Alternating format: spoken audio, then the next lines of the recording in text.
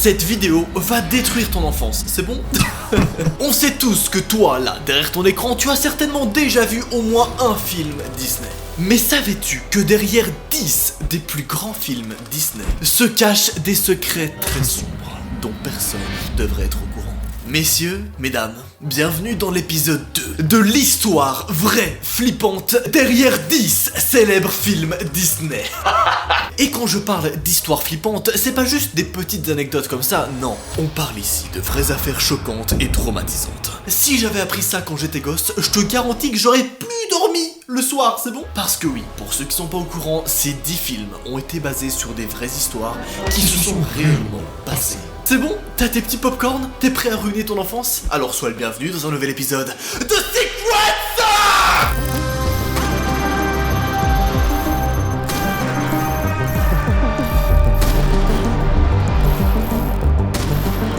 Évidemment, dans cet énorme épisode, on va commencer avec le plus tranquille et terminer avec les histoires réelles cachées derrière les films les plus violentes. Attendez, j'ai reçu un message. Qu'est-ce que c'est que ça? Displeitos Shangsu. Qu'est-ce que c'est que ce bordel? Attends, on devrait lui répondre. Sanctus Spiritus Zangli. Je lui parle dans sa langue, t'inquiète. Ça veut dire, il fallait que je vous parle d'un truc. En ce moment d'ailleurs, je sais pas si vous êtes au courant, mais j'ai un nouveau kiff les gars. Comme tu le sais, je suis en train de préparer un énorme projet dont personne n'est prêt, vraiment, et vous trouverez jamais dans le commentaire d'ailleurs de quoi est-ce qu'il s'agit. Et pour cet énorme projet, on m'a envoyé un truc que j'adore, voilà, j'ai été fan dès le jour 1, c'est bon? Ce truc là, c'est Displate. Et attends! Parce que tu vas adorer. Si tu veux refaire ta chambre, ta déco, ton décor, bref, peu importe, c'est la meilleure chose au monde. Ou même juste si tu kiffes un domaine, que ça soit un animé, un jeu vidéo, une série, peu importe, c'est le GOAT, c'est bon? Je vais tout expliquer, bouge pas. En gros, ce sont des posters métalliques super quali, faciles à mettre et à fixer parce que tu n'as pas besoin de faire de trous. T'as donc pas besoin de demander à tes parents pour faire un trou dans le mur pour percer un truc, non. C'est tu poses une plaque sur une surface, tu mets ton truc display et c'est bon, ça tient. C'est incroyable ou pas? En gros, en 30 secondes, t'as refait ta chambre, c'est bon? Et c'est évidemment complètement interchangeable. Si d'un coup tu veux changer de tableau, hop, tu l'enlèves et tu en mets un autre à la place. Vu que c'est aimanté, c'est parfait. Il y a 3 tailles disponibles et pour chaque plate achetée, il y a un arbre qui est planté. Ce qui est génial. Tu vois ce genre de truc là que j'ai dans mon décor? Ou encore ce genre de bail là? Lucifer, Stranger Things, je pense que tu connais. Eh bien ces tableaux, beaucoup trop quali, tu peux les avoir chez toi dans quelques jours. Et c'est pas les seuls, il y a des milliers de tableaux comme ça disponibles sur le site. Regardez un petit peu tout ce qu'on peut trouver. On a évidemment des bails de Stranger Things, Squid Game, Casa de Papel, toutes les séries que tu kiffes, c'est bon? Et t'as aussi tous les animés que tu veux. Naruto, Attaque des Titans, les jeux que tu veux, Zelda, Call of, tout! C'est bon? Je vous laisse aller voir par vous-même, le lien est en description, c'est une dinguerie. D'ailleurs, pour 1 à 2 plates achetées, vous aurez 26% de réduction. Et si tu en achètes 3 ou plus, tu as 36% de réduction. Honnêtement, je suis certain qu'il y a de quoi satisfaire toutes les personnes qui regardent cette vidéo maintenant. Alors vas-y, va voir ça, le lien est en description. Et envoie-moi un message dès que t'as commandé une plate. On va regarder ça. C'est fait? Tu en as commandé? Parfait, tu vas pas regretter. On reprend avec l'enquête. Commençons d'abord avec un petit film très chill que vous connaissez peut-être, Peter Pan. Peter. À la base, pour vous rafraîchir la mémoire, le film raconte ceci. L'histoire commence à Londres. Les enfants de la famille Darling s'appellent Wendy, Jean et Michel. Wendy raconte à ses 2 frères les histoires de Peter Pan tous les jours, mais le père en a marre, parce que les 2 garçons ne font que des bêtises quand ils jouent à Peter Pan. Le daron de la famille décide alors d'insulter Wendy en lui disant « Oui, mais maintenant tu as grandi, meuf, les petites histoires genre Peter Pan c'est plus pour toi, tu es une grande personne maintenant !» Sauf que Wendy, elle a peur de grandir. Elle ne veut pas devenir une grande personne. J'adore raconter des histoires Disney, je sais pas pourquoi, ce petit moment de kiff là, waouh! Un soir, les parents de Wendy et ses 2 frères partent à un restaurant. Et c'est ce soir-là que le vrai Peter Pan décide d'arriver dans leur chambre. Comme ça, en mode bonjour! Je viens d'une autre planète. Arrivés dans la chambre, ils font une petite bataille, je sais pas pourquoi, et ensuite Peter Pan va proposer à Wendy de la rejoindre dans son monde imaginaire. En lui disant que sur ce monde incroyable, personne ne grandit. Tout le monde reste avec le même âge. C'est trop bien. Elle pourra rester un enfant toute sa vie. Alors les deux, aussitôt, s'envolent vers le pays imaginaire. Mais là-bas, pas tout se passe comme prévu. Il y a un vrai monsieur, un vrai dur à cuire, le capitaine Crochet. Et il est pas très gentil. Il réfléchit à un moyen de tuer Peter Pan. Il veut se venger car Peter lui a coupé la main autrefois et l'a donné à manger au crocodile. Mais il voit Peter revenir avec les enfants et les attaque. La bataille terminée, Peter demande à Clochette de ramener Wendy et ses petits frères au camp. Quand les enfants perdus rentrent au repère, Wendy rappelle à tout le monde ce qu'est une maman. elle souhaite malheureusement rentrer chez elle. Ses frères veulent la suivre, ce qui déçoit beaucoup Peter Pan. C'est là qu'ils sortent du repère et se font capturer par Capitaine Crochet. Celui-ci, en plus de capturer les petits-enfants, va mettre un cadeau en face de la maison de Peter Pan. Comme ça, dès que Peter Pan ouvre le cadeau, il explose et il meurt. Enfin, c'était le plan. Sur le bateau du Capitaine Crochet, il va proposer aux enfants de devenir pirates. Et si les enfants refusent, ils seront jetés par-dessus bord. Clochette arrive à s'enfuir et sauve Peter de l'explosion du cadeau. Wendy est sûre que Peter viendra les sauver. Et elle est obligée de sauter du bateau. Mais heureusement, Peter Pan la sauve. S'enchaîne à ce moment-là la fin du film avec un grand combat. Genre Peter se bat contre le Capitaine Crochet, c'est une dinguerie. De retour à la maison, Wendy explique à ses parents que finalement, elle est prête à grandir. Trop bien, hein? Disons que c'est l'histoire belle de Peter Pan. Sauf que derrière tout ça se cache une histoire bien plus sombre. En effet, Peter Pan est basé sur une histoire réelle, vraiment intrigante et vraiment dark. On est parti! L'histoire de Peter Pan a été écrite par James Barrie en 1911. Peter Pan est en réalité un personnage qui a peur de la mort et qui ne veut pas grandir. Dans certaines versions, Peter refuse que les enfants perdus grandissent. Alors, qu'est-ce qu'il fait? Il tue tous les enfants du village. Comme ça, les enfants ne vont pas grandir. À quel moment ceci est l'histoire originelle? Mais attendez, c'est pas tout. Peter est décrit comme un garçon cruel qui ne respecte pas l'autorité. C'est un tueur d'adultes. Il ne supporte pas qu'ils grandissent. En plus de ça, dans l'histoire originelle, il y a un putain de fight où deux filles s'entretuent. Ces deux filles-là, c'est Wendy et la fée Clochette. Ces deux-là se battent pour devenir la petite amie de Peter Pan, alors que dans le dessin animé, ils sont potes. What the fuck? Bref, à la fin, Peter Pan a tué tous les enfants pour ne pas qu'ils grandissent, et le Capitaine Crochet est le dernier survivant. Ça, mesdames et messieurs, c'est la vraie histoire de Peter Pan. Mais c'est que le level 1, comparé à ce qu'on va voir après. La Belle au bois dormant. Ce que cache ce film est vraiment choquant. Mais à la base, voici de quoi parle le film. Il concerne le roi Stéphane et sa femme, qui ont enfin un enfant. C'est une petite fille qui s'appelle Aurore. Il prépare une grande fête pour sa naissance. C'est là que 3 fées apparaissent. Ce sont les marraines de la petite Aurore. Maléfique, elle apparaît et reproche au roi de ne pas l'avoir invitée. Elle se venge et maudit la petite fille.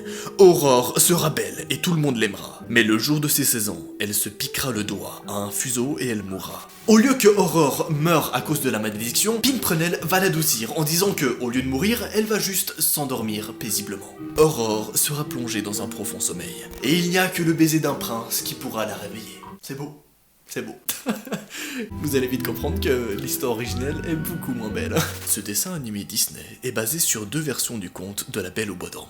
Celle de Charles Perrault et celle des frères Grimm. Le conte de Perrault est inspiré du conte Soleil, Lune et Thalie.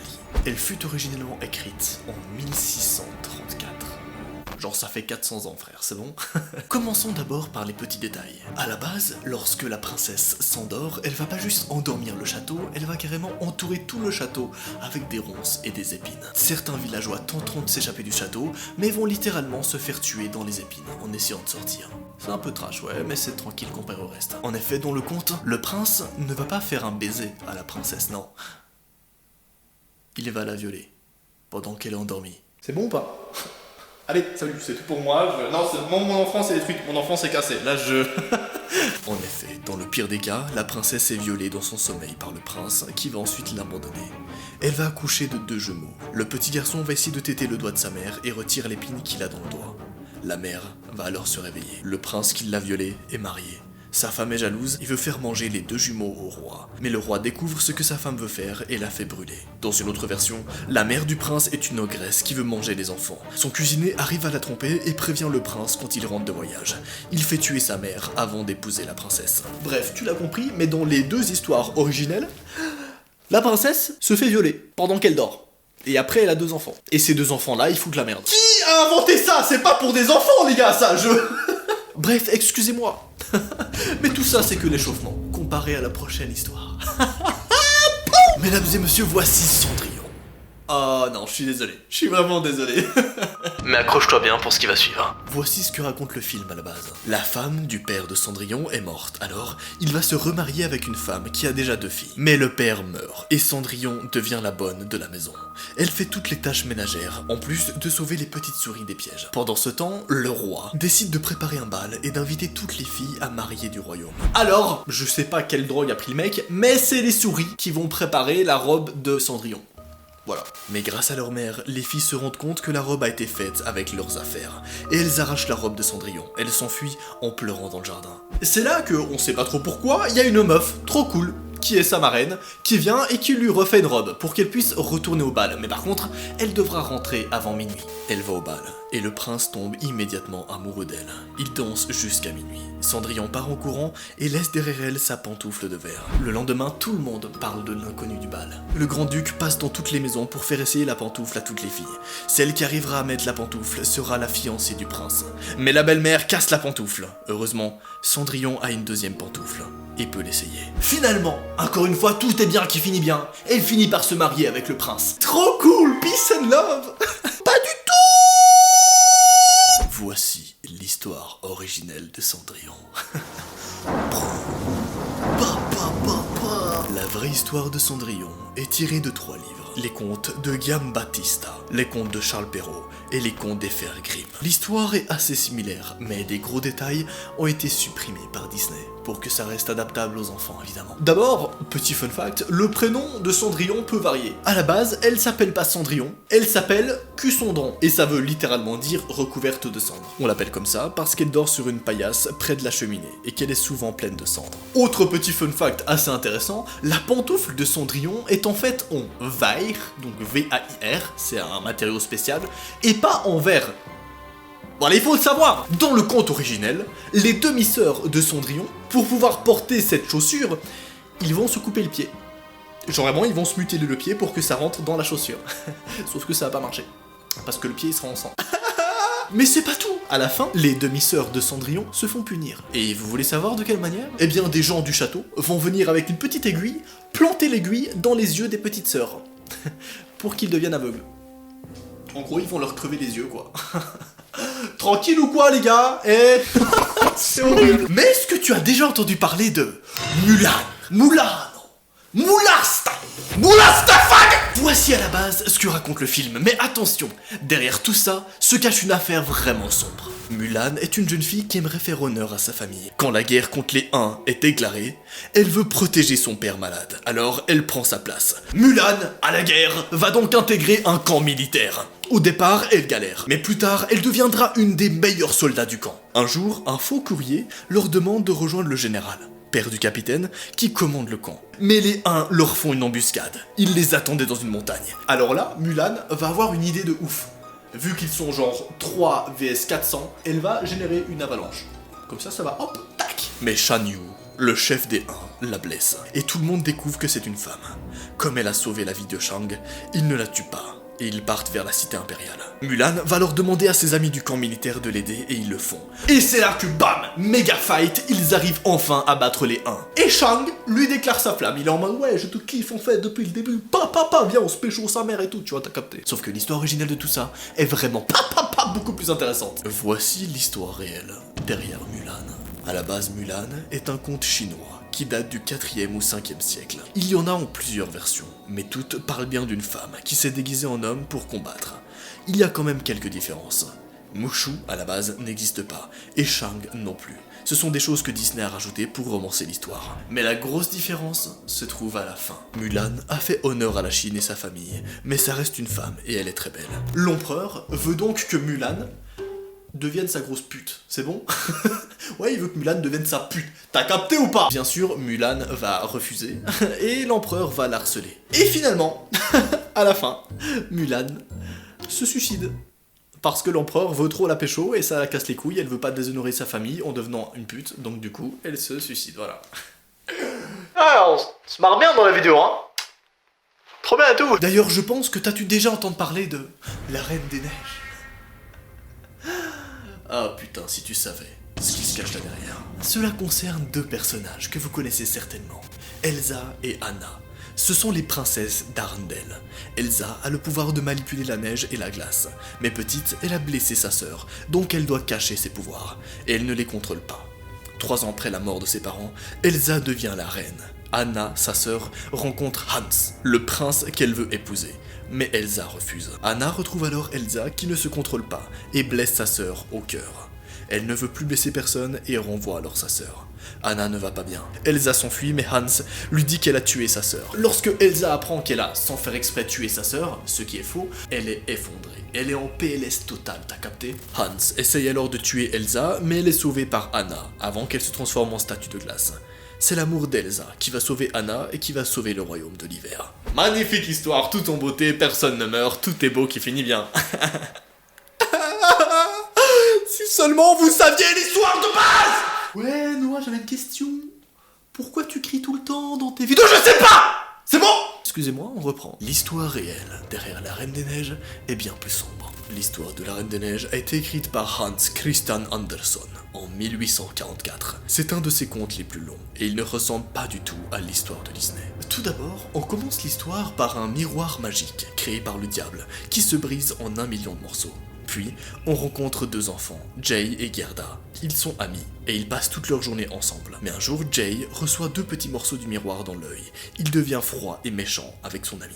Il refuse même de jouer avec elle. C'est là qu'il va donc disparaître, enlevé par une méchante femme. Qui est cette méchante femme? C'est Elsa, la Reine des Neiges. Gerda veut retrouver son ami Jay, et pour ça, elle doit aller au palais de la Reine des Neiges, dans le Grand Nord. C'est un voyage très dangereux. Elle connaît la peur, la faim, la tristesse, le froid, la méchanceté et le rejet, mais jamais elle ne va abandonner. Elle retrouve alors Jay dans le château de la Reine des Neiges. Et ici, la Reine des Neiges, c'est pas genre une petite reine toute belle et tout. C'est un putain d'ogre! C'est bon? C'est une meuf, elle est là. Oh, kidnappé enfant! Tu vois, je le fais bien, hein. Ouais, t'inquiète, j'ai fait 4 ans d'études. Imitation d'ogre, on est là. Pack, bac, plus 6, les gars. Bref, elle va donc retrouver Jay dans le château de la Reine des Neiges. Elle le soigne avec un baiser d'amour sincère. Ils retournent chez eux grâce à des reines qu'ont offert Gerda pendant le voyage. Et au final, après avoir outrepassé la Reine des Neiges, il rentre à la maison et tout est bien qui finit bien. C'est une des seules histoires, c'est bon? Une des seules histoires où l'affaire originelle se passe bien. Ouais, c'est bien différent comparé à la prochaine affaire. Je suppose qu'on connaît tous la petite sirène. Ariel est une sirène fascinée par le monde des humains. Son père lui a interdit de monter à la surface, mais elle le fait quand même. C'est comme ça qu'elle voit Eric pour la première fois. Ariel tombe amoureuse de lui, mais son bateau est pris dans une tempête. Et Ariel sauve Eric de la noyade. Il n'a pas le temps de la voir avant qu'elle retourne dans l'eau, mais il connaît sa voix. Ursula lui propose un pacte. Elle lui donne forme humaine pendant 3 jours. Le prince doit lui donner un vrai baiser d'amour avant le coucher du soleil du 3e soir. Si elle n'y arrive pas, l'âme d'Ariel appartiendra à Ursula. En échange de ce pacte, Ariel doit lui donner sa voix. Bien sûr, Ariel accepte. Ariel a donc 3 jours pour retrouver le prince, pour le baiser sa mère, et ensuite elle pourra rester humaine et vivre sa vie dans le plus grand des calmes avec le prince. Bref, à la fin tout part en couille, Ursula veut quand même tuer Ariel, donc elle fait une méga tempête, et le prince Eric vient avec un bateau et va transpercer la vieille sirène dégueulasse. Ariel et le prince peuvent finir en vie, tranquillement, heureux. Tout ça c'est bien beau, mais voici son histoire cachée. À la base, La Petite Sirène, ou La Petite Ondine, est un conte écrit par Hans Christian Andersen, publié en 1837. Dans le conte original, les sirènes peuvent voir le monde extérieur le jour de leurs 15 ans. C'est là que la petite sirène rencontre le prince et le sauve de la noyade. Mais une femme vient à ce moment-là, et la sirène replonge dans l'eau. Le prince se réveille et pense que c'est la femme qui l'a vu, qui l'a sauvé. La grand-mère de la sirène lui explique que les humains vivent moins longtemps, mais qu'ils ont une âme immortelle, alors que les sirènes se transforment en écume de mer à leur mort. Pour avoir une âme immortelle, une sirène doit devenir humaine et se faire aimer d'un humain. La petite sirène veut donc une âme immortelle, et va alors voir la sorcière des mers. Elle veut séduire le prince, mais la sorcière lui coupe la langue et lui fait une potion. Elle lui dit que chaque pas qu'elle fera sera comme si elle marchait sur des lames de rasoir. Et si le prince épouse une autre femme, son cœur se briserait au lever du soleil. Elle deviendrait une écume. Elle rencontre alors bien le prince, mais il ne pouvait pas oublier la femme qu'il avait vue après son naufrage. Il en tomba amoureux et se marie avec elle. La sirène sait alors que c'est la grosse merde, qu'elle va pas pouvoir pécho le prince, et que si elle le pécho pas, son cœur va exploser, elle va mourir. C'est bon? Mais les sœurs de la sirène viennent lui offrir un couteau. Si elle tue le prince et sa femme, elle pourra redevenir sirène. Mais elle refuse de le tuer. Et elle se suicide. Fin. Pourquoi? Expliquez-moi pourquoi il n'y a pas un seul happy end là, s'il vous plaît. Peut-être qu'on aura plus de chance avec le roi lion. Pitié, je prie très fort. Transition. Voici un bref résumé du film. Mufasa, le roi de la terre et des lions, présente son fils Simba à ses sujets. Mais Scar, le frère du roi, n'est pas venu. Mufasa et Scar se prennent la tête et Scar s'en va. Simba, le petit garçon, grandit. Mufasa lui montre la terre des lions. Quand Simba lui demande ce qu'il y a dans l'ombre, Mufasa lui interdit d'y aller. Mais Simba s'en bat les couilles, et il va quand même aller voir ce qu'il y a dans l'ombre. C'est là qu'il va rencontrer le frère de Mufasa, son oncle. Plus tard, Scar dit à Simba qu'il y a une surprise pour lui, mais les hyènes les attendent plus haut avec un troupeau de gnous. Quand Scar est parti, les hyènes attaquent les gnous qui foncent sur Simba. Simba pourrait être écrasé. Mufasa sauve son fils. Sauf que Scar, le grand méchant, arrive et défonce Mufasa qui le fait tomber d'un rocher et meurt. Mufasa meurt à ce moment-là. Dans le désert, Simba est aidé par Timon, un suricate, et Pumba, un phacochère. Il grandit avec eux. Adulte, il sauve Pumba de l'attaque d'une lionne. Mais cette lionne, c'est Nala, son amie d'enfance. Elle le supplie de revenir. Elle lui dit que le royaume est en ruine à cause de Scar et des hyènes. Mais Simba culpabilise et s'enfuit. Plus tard, Simba va rencontrer Rafiki, un sage babouin. Il montre à Simba que l'esprit de son père est toujours en lui. Le fantôme de Mufasa apparaît alors devant Simba. Il lui demande de reprendre la place de roi. Simba part pour la terre des lions. Il est rejoint par Nala, Timon et Pumba. Ils font une vraie escouade de malades. Simba confronte Scar. Mais Scar le pousse au bord du rocher et lui avoue à l'oreille que c'est lui qui a tué son père. Simba lui saute à la gorge et le force à avouer son crime devant tout le monde. Puis, les deux se battent et Simba gagne. Scar meurt tué par les hyènes car il a remis toute la faute sur elle. Simba devient le roi de la terre des lions. Sauf que, dans l'histoire originelle, le roi lion s'inspire de la pièce Hamlet, écrite par William Shakespeare en 1603. La pièce est beaucoup plus sombre que le dessin animé. Les intrigues politiques y sont beaucoup plus présentes. Hamlet est un jeune homme dépressif et vraiment mal dans sa peau. Il ne pourrait pas chanter Hakuna Matata. Le fantôme du roi apparaît dès le début à Hamlet. Il lui demande de le venger. Hamlet doit alors simuler la folie pour vaincre son oncle. Ah, c'est une belle histoire, hein. C'est vraiment une belle histoire, j'aime beaucoup. Connaissez-vous Rox et Rookie? Sinon, t'inquiète pas, je vais t'expliquer dans les moindres détails l'histoire cachée et vraiment sombre de ce film Disney. Mais tout d'abord, de quoi parle le film? Rox est un renardeau. Sa maman est morte, tuée par un chasseur. Il est recueilli par la veuve Tartine. Rox et Rookie vont alors se rencontrer et devenir les meilleurs amis du monde, jusqu'au jour où Rookie part à la chasse avec son maître pendant quelques temps. Quand ils reviennent, Rox et Rookie sont plus vieux. Amos Slade veut tuer Rox. Alors, la vieille dame le remet dans la nature. Il rencontre une femelle, mais Amos le chasse. En pleine nuit, Rookie et le chef le pistent. Chef est plus malin et trouve le renard sur une voie ferrée. Mais il est renversé par un train, et sa patte est cassée. Amos veut se venger et court dans la forêt jusqu'à ce qu'il retrouve le renard. Mais Rookie l'empêche de le tuer, il renonce, et Rox peut vivre tranquillement avec sa femelle. Bref, une belle histoire d'amour entre deux petits animaux, c'est tranquille, c'est pépère, sauf que non. En réalité, ça se passe pas comme ça. L'histoire originelle est tirée du livre Le renard et le chien courant, écrit par Daniel P. Mannix, sorti en 1967. L'histoire diffère vraiment du conte de Disney. Déjà, le nom des deux animaux principaux ont été changés. Rox, le renard, s'appelle en réalité Todd, et le chien Copper. Ensuite, la fin change un peu. Todd, en réalité, va finir par tuer le chef. Genre vraiment, il le dégomme, il le bouffe. C'est bon? De rage, le chasseur et Copper le poursuivent. Ils vont alors, dans le plus grand des calmes, gazer et tuer la meuf du mec principal, c'est bon? Et en plus de ça, comme si ça suffisait pas, il va aussi tuer les petits. Voilà. Todd est toujours sur ses gardes. Il est chassé jour et nuit. Et à la fin, il meurt de fatigue. Donc si tu n'as pas compris, on passe d'une histoire tranquillou, d'affaires entre animaux qui se passe très bien, à une histoire où t'as un vieux fou qui va d'abord tuer la femelle du mec, puis ensuite tuer ses enfants, et le vieux papy, qu'est-ce qu'il va faire? Il voit qu'il a un gros chien, il est en mode « Non, je veux le donner à personne !» Hop, il le bute. Et à la fin, le vieux papy, il meurt tout seul dans un home. Ah, c'est trop bien, hein. Trop cool l'histoire de Fox et tout. Putain, j'adore. Le livre de la jungle. Voici ce que raconte le film. Mowgli est un jeune garçon élevé par des loups. Les loups apprennent que Shere Khan est de retour. C'est un tigre féroce, mangeur d'hommes. Pour protéger le garçon, il doit retourner dans le village des hommes. Bagheera, une panthère noire, se propose de l'accompagner. Il rencontre ensuite Baloo. Puis, il est enlevé par des singes. Mais Mowgli est sauvé par Baloo et Bagheera. Bagheera explique à Mowgli qu'il doit aller au village pour être en sécurité. Mowgli ne veut pas y aller, mais il est très attiré par une petite fille de son âge, qui le ramène au village. Alors perso, je sais pas vous, mais moi quand j'étais gosse, je n'ai jamais compris l'histoire, c'est bon? Par contre, ce que j'ai compris, c'est que derrière tout ça, il y a une histoire vraiment glauque. Et je vais te la raconter. L'histoire originelle fut tirée du livre du même nom, écrite par Rudyard Kipling. L'histoire de Mowgli est la même, sauf la fin. Les hommes ne l'acceptent pas et rejettent Mowgli. Le petit garçon raconte son histoire au colonel Hati.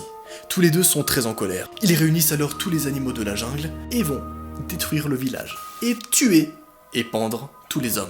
C'est-à-dire que dans l'histoire de base, le mec va retrouver sa petite copine dans le village et ils vont avoir une vie tranquille là-bas, mais dans la vraie histoire, le mec va se faire exclure du village et va donc ramener tous les animaux pour tous les brûler et tous les manger. Trop bien mec. C'est bon? T'as fini tes popcorn? J'espère que t'as kiffé cette petite soirée. Abonne-toi, on est bientôt 2 millions. C'était Noah, ce fut un plaisir. Allez, salut.